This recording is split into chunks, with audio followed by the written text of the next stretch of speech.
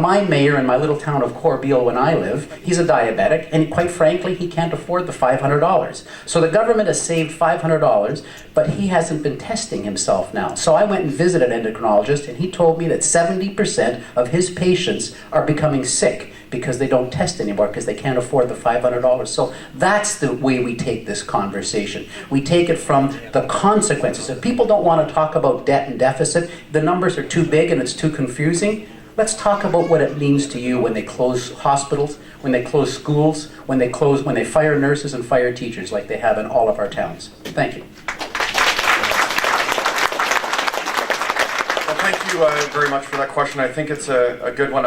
I actually think we need to continue talking about it. We have to find a different message on how to relate it to young moms and dads and to everyday people in the province. I predict that 4 years from now, when the next election comes, the financial crisis in the province of Ontario is going to be 10 times worse than it is today.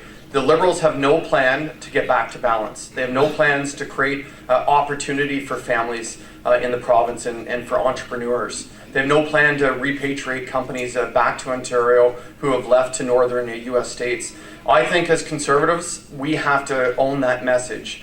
We just have to figure out a new way to communicate that with everyday people in the province of Ontario.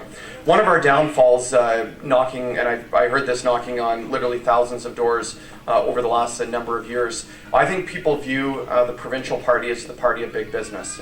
And rightly or wrongly, I just think that people think Conservative, they think big business. Maybe it was because in the last platform we campaigned on slashing corporate taxes an additional 30% when we actually have the lowest corporate taxes in Ontario, lowest taxes here than anywhere in North America. But I think we have to continue emphasizing why people should elect Conservatives to get the financial house in order here. Thank you.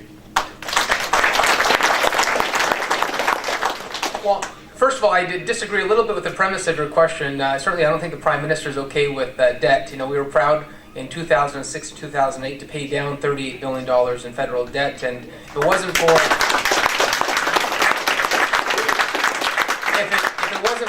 the Bloc Québécois and the NDP and the Liberals trying to gang up on us, where we were forced to bring in an economic action plan that had a little bit more stimulus we might have been comfortable for, I can tell you the Federal Conservative Party is very much committed to dealing with the deficit and the debt, and this year we're actually going to be paying down debt again. So I just say that as Conservatives, there might be a temptation to say, oh, we need to be more liberal to beat the Liberals. I think a choice between Liberal light and Liberal, the voters will always pick the authentic Liberal. I think we can be proud Conservatives, we can be true to our convictions, but what we need to do is show people around the corner, what does it mean when we tackle the deficit? What does that mean for society? And look at the contrast at Queen's Park. At Queen's Park, because they have not tackled it, they're going to have to cut what they hold dear. They're going to have to cut nurses and teachers and close schools.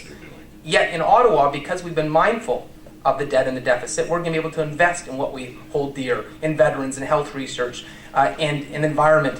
And that's the reality, that's the contrast. We as Conservatives are at our best when we show people how we go around the corner. What is the consequence of our austerity, and why is it better for our communities? So I would disagree with any suggestion that as Conservatives we're comfortable with debt, because I know I'm certainly not.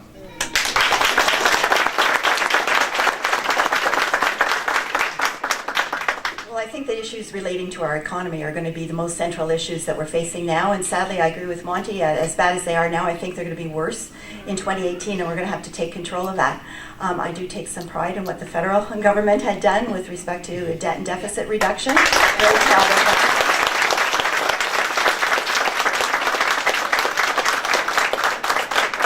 But we need to do the same thing here. So I don't think we can take it off the table when interest payments on borrowed money is the third largest expenditure in government after healthcare and education. We need to talk about it, but we need to talk about why that's important and our ideas for reducing that, not in the context of reducing the debt and deficit, because you're right, people don't relate to that, but speak about it in human terms. It means that if we get that under control, we can build the new hospital that we need in the community. We can allow those nurses to continue to do their good work in our community. We can expand expand programs and services for people with special needs, and so on. And so we can't take that off the table. We need to talk about all the things that are important to people, and we failed to do that in the past because we've had that single note message about the economy. We need to talk about healthcare, about education, about the environment, about justice issues. All of those things are important to people, and I think because we haven't talked to them, a lot of people have simply tuned us out.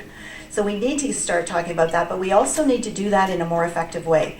We are terrible with our communications in our party right now. The way that we communicate our message to people, the way we relate to people, the way we dealt with things in the campaign, for example. We poked a stick in the eye of organized labor, and then we seemed shocked with the reaction to it. Well, we shouldn't have been. We may need to take controversial steps, we may need to take tough decisions, but at the very least, we should be able to anticipate what the reaction is going to be to that and inoculate ourselves against it. So we need to be a lot smarter about our communications, expand our message, and that's how we win.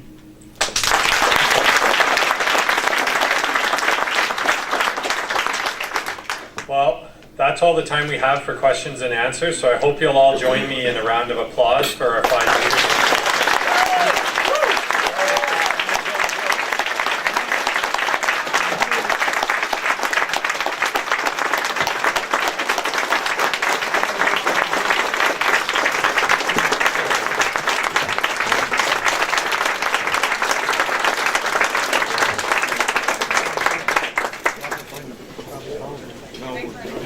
Hey, there he is.